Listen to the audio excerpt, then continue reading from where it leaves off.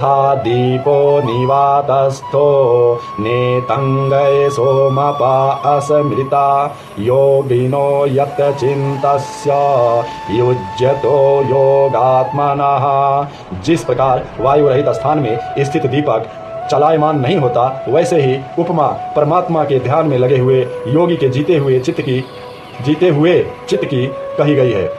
ये उपमा स्वरूप है। ये उपमा कहा गया है कि जिस प्रकार वायु रहित स्थान में दीपक चलायमान नहीं होता, वैसे ही उपमा के तौर पे परमात्मा के ध्यान में लगे हुए योगी के जीते हुए चित्त की कही गई है।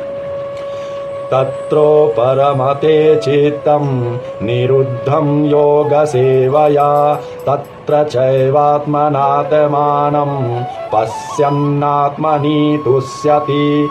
योग के अभ्यास से निरुद्ध चित्त जिस अवस्था में उपराम हो जाता है और जिस अवस्था में परमात्मा के ध्यान से शुद्ध हुई सूक्ष्म बुद्धि द्वारा परमात्मा को साक्षात करता हुआ सच्चिदानंद घन परमात्मा में ही संतुष्ट रहता है।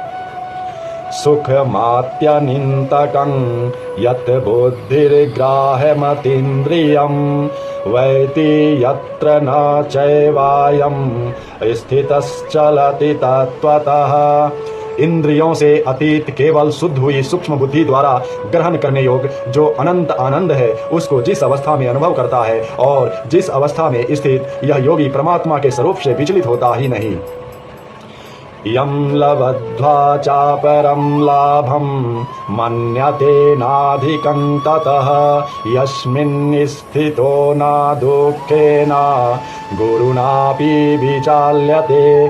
परमात्मा की प्राप्ति रूप जिस लाभ को प्राप्त होकर उससे अधिक दूसरा कुछ भी लाभ नहीं मानता और परमात्मा प्राप्ति रूप जिस अवस्था में स्थित योगी बड़े भारी दुख से भी चलायमान नहीं होता।